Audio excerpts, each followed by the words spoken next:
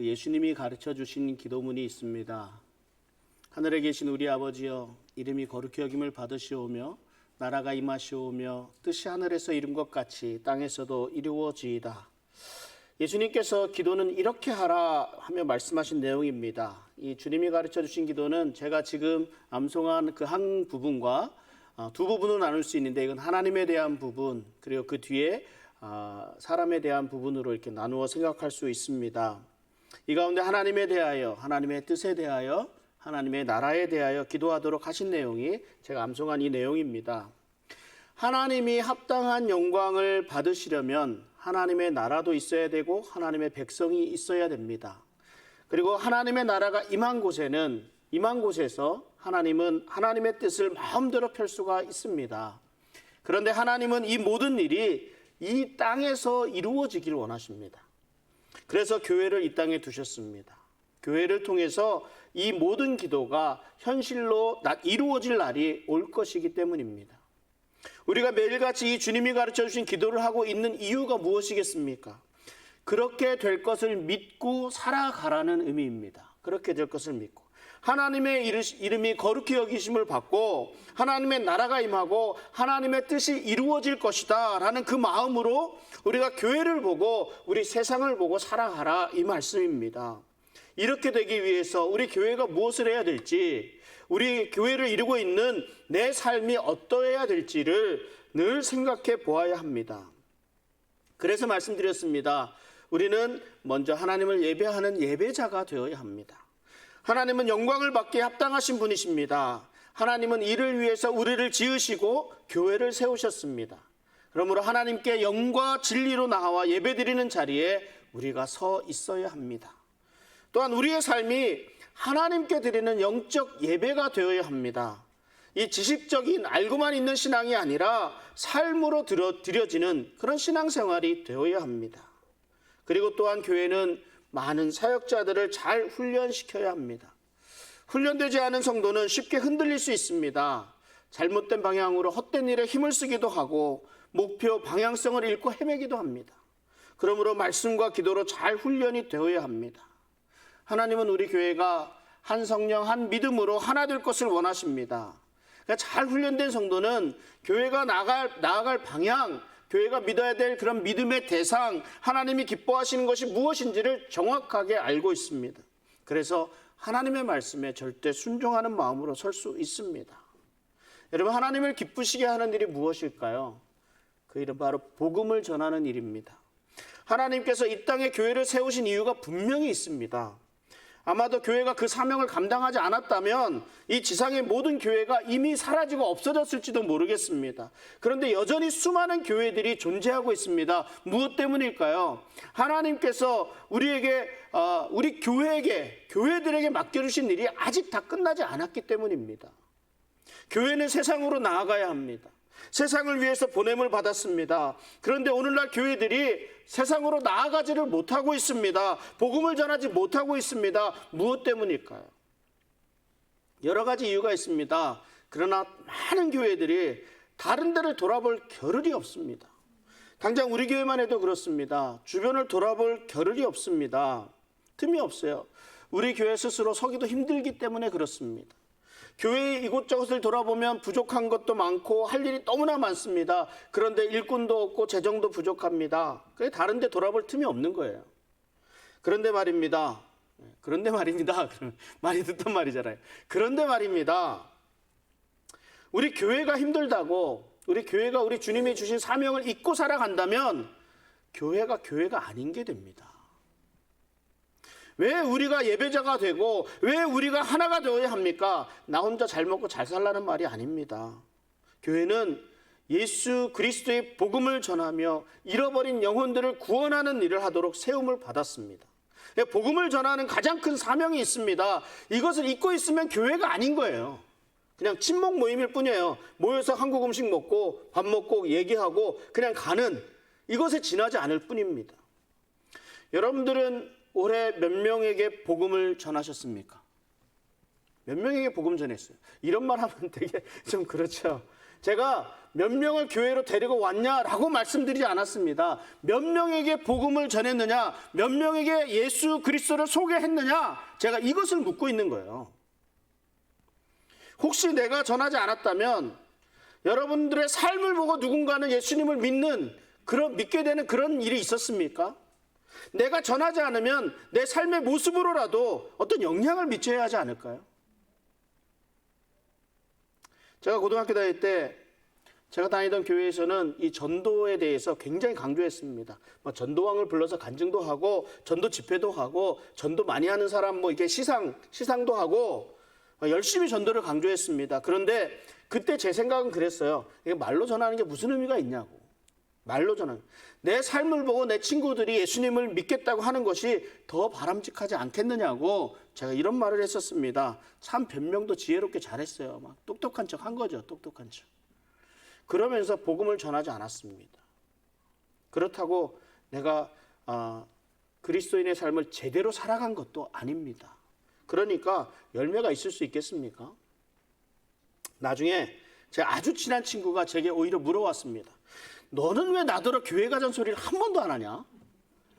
굉장히 서운했다 그럽니다. 네가 그렇게 좋다고 하는데, 그래 네가 그렇게 재밌게 하고 네가 그렇게 열정을 쏟고 있는데 왜 교회 가자는 소리 안 하냐? 나 친하다고 하면서 너 나랑 안 친하지? 이러는 거예요. 제가 얼마나 회개했는지 모릅니다. 그래서 그 이후에 어떻게 해서든지 입을 열어야 한다는 거 그때 깨달았습니다. 그래서 지금은 누구든 만나면 복음 전하게 돼요. 복음을 많이 전하니까 그 중에 이렇게 열매가 맺혀지더라는 겁니다. 그 중에 열매가. 어떻게든 전해야 합니다. 그냥 무엇이든 해야 됩니다. 우리에게 맡겨주신 사명이기 때문에 그렇습니다. 하나님이 교회를 왜 세우셨을까요? 그냥 집에서 예배 드리고 좀 이렇게 불쌍한 곳, 필요한 곳에 좀 헌금도 좀 하고 그러면 될 텐데 왜 교회라는 곳을 세우셨을까요? 팬데믹 이후에 집에서 예배를 드리는 사람들이 많아졌다고 합니다. 교회 가면 해야 할 일도 많고 사람들도 만나야 하니까 삶이 복잡해진다고 그럽니다. 그런데 때마침 교회 나가지 말라고 강제로 막으니까 얼마나 좋아요. 처음에는 좀 어색했지만 집에서 이렇게 예배를 드리다 보니까 그것도 좀 익숙해져 가는 것 같습니다. 그래서 가나안 성도가 되었다라는 그런 말이 들려옵니다. 가나안을 거꾸로 하면 안 나가 성도. 네. 교회에 나가지 않는 성도를 가나안 성도라고 부른다고 합니다. 그러니까 팬데믹 이후에 교회로 돌아오지 않는 신자들이 많이 있다는 말입니다. 그런데 설교만 듣는다고 교회가 아닙니다. 주님이 교회를 세상을 위해서 세우셨습니다. 세상에 복음을 전하기 위해서 세우셨습니다. 그리고 하나님의 부르심을 받은 우리들이 감당해야 할 일이 있습니다. 하나님이 기뻐하시는 일이고 우리에게 맡겨주신 사명입니다. 그 첫 번째가 바로 복음을 전하는 일이에요. 주님을 오시는 그날까지 우리 교회가 감당해야 할 일이 복음 전하는 일입니다. 예수님은 온 세상에 주님의 복음이 전해져야 비로소 주님이 이 땅에 다시 오시리라 말씀하셨습니다. 교회가 복음 전하는 일에 게을리하게 되면요, 하나님이 주신 사명에 게을리하는 것입니다. 전도하며 선교하는 일에 최선을 다해야 합니다. 늘 우리들 마음의 빚진 자로 살아가야 합니다. 복음의 빚진 자가 우리들임을 기억해야 합니다. 그리고 교회는 또한 세상을 위해서 사랑하고 봉사해야 합니다. 누가복음 10장에는 선한 사마리아인의 비유가 나옵니다. 그 이야기가 나오는데 예수님이 율법을 두 가지로 요약해서 말씀을 해주셨어요. 첫 번째는 내 하나님을 사랑하라 하는 것이었고, 그 다음은 내 이웃을 내 몸과 같이 사랑하라 하는 이 말씀이셨습니다. 이때 율법 교사가 그러면 내 이웃이 누굽니까? 하고 예수님에게 물었습니다. 그때 해주신 말씀이 이 선한 사마리아인의 비유의 말씀입니다. 어떤 사람이 강도를 만나서 옷이 벗겨지고 맞아서 거의 죽을 지경이 되었습니다. 아주 피투성이가 되었습니다. 근데 마침 그곳에 제사장이 그 옆을 지나가게 되었습니다. 제사장은 이 강도 만난 사람을 피하여 갔다 이렇게 말씀합니다. 그 뒤에서 레위인도 이렇게 지나가게 됐습니다. 그런데 레위인도 그 강도 만난 사람을 피하여 지나갔다 이렇게 말씀합니다. 그러나 사마리아인이라고 나온 이 사람은 강도 만난 사람을 불쌍히 여겼습니다. 그래서 기름과 포도주를 그 상처에 붓고 싸매고 주막에 데려가 돌보아 주었습니다. 예수님께서 누가 이 사람의 이웃인가 물으셨고, 그때 있었던 사람들은 자비를 베푸신 자인이다 이렇게 대답을 했지요. 그때 예수님께서 뭐라 그러셨어요? 너희도 이와 같이 하라 이렇게 말씀하셨습니다. 제가 하나님의 말씀을 묵상하다 보면요, 제 자신이 많이 부끄러워질 때가 참 많이 있습니다. 그러니까 하라고 하신 말씀이 너무 많은데 그 말씀을 제대로 못 지켜가고 있는 내 자신을 늘 보기 때문에 그렇습니다. 제사장에게도 이유가 있었겠지요. 레위인에게도 이유가 있었겠지요. 그러니까 자신들에게 주어진 역할이 예배를 담당하는 일이고 속죄하는 일이고 그 성전을 담당하는 일이니까 내가 더러움을 입으면 안 된다. 그러니까 나는 그 주변은 피해가야 된다. 뭐 자기 맡은 역할을 위해서. 그 이유 있지 않습니까? 오늘날 여러분들에게도 이러한 이유들이 있지 않습니까? 내 주변에 있는 사람들은 다 예수 믿는 사람들이라서요. 제가 복음을 전할래야 복음 전할 수 없습니다. 이런 분들 계시고요. 내가 복음 전할 만큼 아직 준비가 되어 있지 않습니다. 아니면 나는 말을 잘 못해서요. 누구한테 뭐 그런 말을 제대로 못하겠다. 뭐 이런 여러 가지 있습니다. 그런데 예수님이 뭐라고 말씀하셨어요? 제사장도 아니고 레위인도 아닌 이웃을 도운 사마리아인이 이 사람의 이웃이라 그렇게 말씀하고 있습니다. 그리고 우리에게도 이와 같이 하라고 말씀하십니다. 교회라는 이름부터 성도라 부르심을 입은 사람들의 모임임을 나타내고 있습니다. 그러니까 우리들은 구별되어 있어야 합니다. 하나님의 사람으로서 다른 사람들을 사랑하고 섬기는 삶이 되어야 합니다. 교회의 사명, 교회의 존재의 이유는 복음을 전하는 것뿐만 아니라 다른 사람들을 사랑하고 섬기는 일도 있다고 기억해야 합니다. 우리가 다른 사람을 사랑하고 섬기고 이들에게 복음을 전해야 함에도 불구하고 우리들이 먼저 차별하고 우리들이 먼저 사랑하는 일, 구제하는 일, 섬기는 일에 담을 쌓고 있지는 않은지 우리 자신들을 좀 돌아볼 수 있기를 바랍니다. 그리고 교회는 또한 거룩한 생활의 모범을 세상에 보여줄 수 있어야 됩니다. 그냥 내가 거룩하게 삶을 산다고 거기서 만족하는 게 아니라 세상에 보여질 수 있어야 돼요. 베드로전서 2장 11절 12절에 이렇게 말씀합니다. 우리 같이 한번 읽어보겠습니다.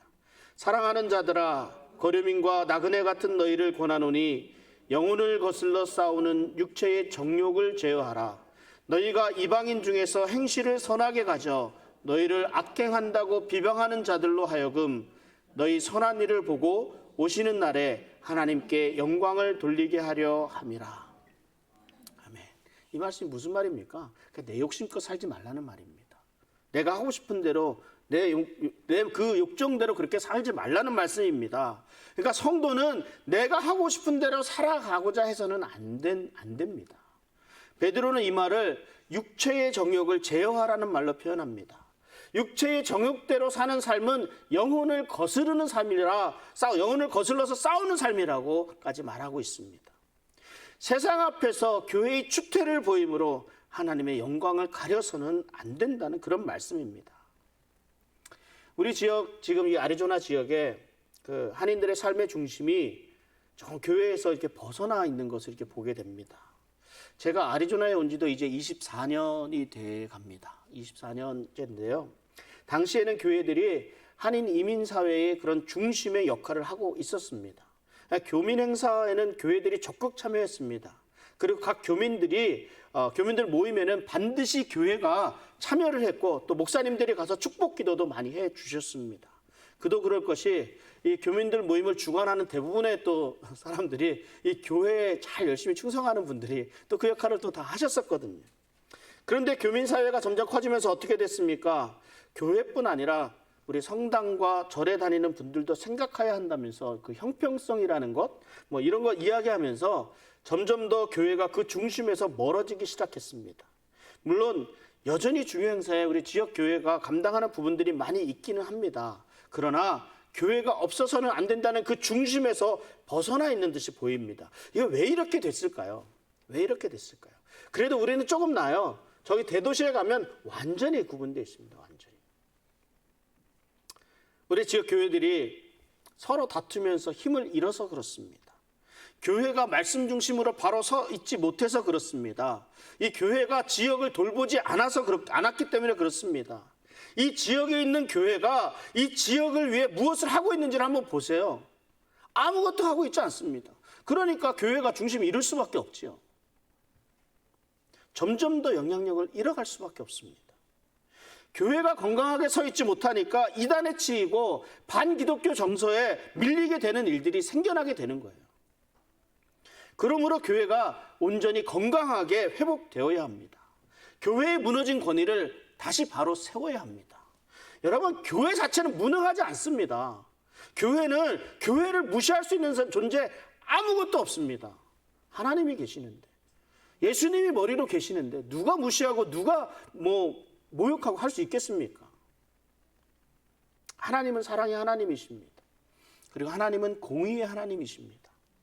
하나님이 놀라운 것은요, 이 사랑과 공의를 잘 조화롭게 행하신다는 데 있습니다. 사랑의 하나님이시니까 우리도 사랑해야죠. 그렇지 않습니까? 그런데 우리가 사랑한다고 해서 우리의 공의가 무너지게 되면 좀 우스운 꼴이 되고 맙니다. 또 반대로 공의를 내세운다고 하면서 또 사랑하지 않으면요, 세상 다른 사람들과 다를 바가 아무것도 없습니다. 이게 참 어려운 일이에요. 그래서 우리가 말씀과 기도로 그 중심에 바르게 서 있어야 한다는 말입니다. 그렇지 않으면 사랑을 베풀지도 못하고 또 섬기지도 못하게 됩니다. 사랑의 행위, 섬기는 행위, 거기에 힘이 빠지게 됩니다. 그러니까 무엇 때문에 사랑하게 되는지, 무엇 때문에 섬기는지, 무엇 때문에 봉사하고 있는지 불분명해집니다. 그러니까 어떻게 돼요? 다만 내가 내 자신의 명예를 위해서, 내가 칭찬받기 위해서 움직이는 것밖에 되지 않습니다. 그러다 보니까 조금만 상황이 힘들고 조금만 비난을 받게 되면 모든 것을 놓아버리게 됩니다. 그리고 뒤로 물러납니다. 혼자 조용히 안 주고 안 받자, 안 주고 안 받고 살면 좋지 않겠느냐, 이렇게 그렇게 살겠다고 합니다. 그런데 이거 아십니까? 우리는요, 세상 밖에서 살아가는 사람들이 아니에요. 세상 안에서, 세상 속에서 살아가는 사람들입니다. 나와 관계를 맺는 사람들의 가운데는 좋은 사람도 있고 나쁜 사람도 있습니다. 나랑 관계를 맺는 사람들 중에는 예수님을 믿는 사람도 있고 예수님을 믿지 않는 사람들도 있습니다. 이 세상에서 우리가 어떻게 살아가야 할지, 하나님의 자녀가 세상에서 어떻게 살아가야 할지 우리가 어떻게 알 수 있겠습니까? 그래서 우리 성경에서 분명히 말씀해 주시고 있습니다. 베드로는 선한 행실을 보이라, 이렇게 말씀합니다. 선한 행실을 보이라는 말은 내가 칭찬받기 위해서가, 내가 인정받기 위해서가 아니라 내 스스로의 삶에 또 내가 만족한 그런 삶을 위해서가 아니라 무엇이라고 말씀합니까? 하나님께 영광을 돌리기 위함이다, 이렇게 말씀하는 거예요. 목적이 달라지잖아요. 우리 오늘 기도해 주신 우리 스티븐 지사님도 지난주에 일어난 일을 말씀해 주셨죠. 지난주 10월 말에 한국 이태원에서 큰 사고가 있었잖아요. 저는 154명 사망까지 봤는데 기도하는 거 들으니까 156명? 네, 156명. 대단히 슬픈 사고입니다. 지난 주간 동안 한국은 국가적인 애도 기간으로 지키기도 했습니다. 10대에서 20대까지 젊은이들이 자신의 삶을 채 펴지도 못했습니다. 그깟 할로윈 파티가 무엇이라고 이렇게 되었는지 모르겠습니다. 이런 소리 하면 또 말 듣는다면서요. 그깟 할로윈 파티가 뭐냐고. 네, 그깟 할로윈 파티가 뭐기에. 물론 여러 가지 이유를 찾고 원인을 찾고 이렇게 하겠지요. 여러분, 지금 우리는 피부로 느끼지 못하지만요, 중남미의 사람들이 미국으로 넘어오기 위해서 목숨을 걸고 넘어옵니다. 아프리카 사람들은 유럽으로 넘어가기 위해서 목숨을 걸고 넘어갑니다. 아주 심각한 상태입니다. 도덕적으로 윤리적인 감각들이 다 무너져가고 있고 각종 사건 사고가 끊이지 않고 있습니다. 정말 이제는 주님이 다시 오실 그날이 가까웠다는 것을 몸으로 막 느끼게 됩니다. 예수님께서 무엇라 말씀하셨습니까? 마태복음 5장 14절 16절 같이 한번 읽어보겠습니다. 너희는 세상의 빛이라. 산 위에 있는 동네가 숨겨지지 못할 것이요 사람이 등불을 켜서 말 아래에 두지 아니하고 등경 위에 두나니 이러므로 집안 모든 사람에게 비치느니라.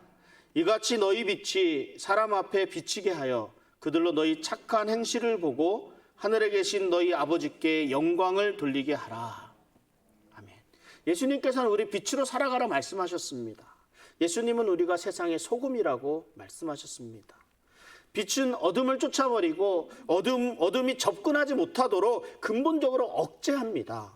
그러니까 빛이 드러나면 어둠은 자연적으로 사라지게 되어 있습니다. 소금은 부패하는 것을 방지합니다. 억제합니다. 예수님은 우리의 착한 행실을 통해서 세상에 하나님께 영광을 돌리게 하라, 이렇게 말씀하셨습니다. 지금은 어두운 세상입니다. 빛이 더욱 필요한 세상입니다. 부패한 세상입니다. 소금이 더욱 필요한 세상입니다. 그런데 교회가 우리 성도가 빛으로 소금으로 살아가지 못하게 되니까 그 사회는 무너질 수밖에 없는 거예요. 사과 박스에요. 사과 하나가 썩기 시작하면요, 금방 그 주변에 한 박스 다 버려야 됩니다. 다 버려야 돼. 예수님은 교회에게 이러한 사명을 맡겨주셨습니다. 예수님은 우리들에게 빛으로 살아가라, 소금으로 살아가라 말씀하셨습니다. 우리가 이 사명을 외면하면, 우리가 빛을 발하지 않고 소금의 맛을 내지 않으면 사회는 점점 더 어두워질 수밖에 없습니다. 제가 오늘 말씀을 정리합니다. 이 땅에 하나님은 하나님의 영광을 위해서 교회를 세우셨습니다. 하나님께 예배드리고 하나님의 사람들을 잘 훈련시켜서 세상을 보내기 위해서 교회를 세우셨습니다. 교회는 그래서 세상을 향해 복음을 선포해야 합니다. 예수 그리스도의 사랑을 전해야 합니다. 교회는 세상에 그리스도의 사랑을 전하고 봉사하며 선한 삶을 살아야 합니다. 선한 것이라는 게 뭐예요? 하나님은 선하십니다. 그러니까 하나님, 교회의 착한 행실, 우리들의 착한 행실을 보고 세상에 하나님께, 선하신 하나님께 영광을 돌리도록 해야 하는 것입니다. 반대로 우리가 빛에 서지 못하고 소금의 맛을 내지 못하면 우리는 하나님의 영광을 가리는 사람이 되는 거예요. 우리가 하나님을 기쁘시게 하기 위해서 지음받은 존재들입니다. 하나님은 우리의 삶을 통해서 기뻐하시고 우리의 삶을 통해서 하나님의 일을 이루어 가시고자 하십니다.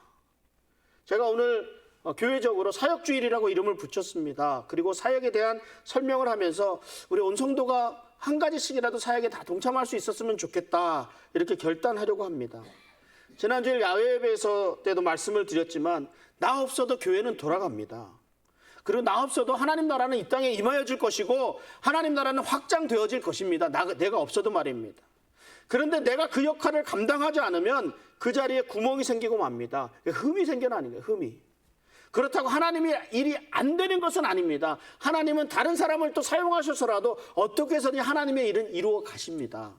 문제는 뭐예요? 그러니까 내가 순종하지 않으면 결국 나는 하나님의 영광의 자리에 참여할 수, 그런 기회를 잃고 마는 거예요. 안타깝지 않습니까? 그러니까 제가 이렇게 열을 올려서 말씀을 드리잖아요. 하나님의 잔치 자리에 온 성도가 다 참여했으면 좋겠다, 이거죠.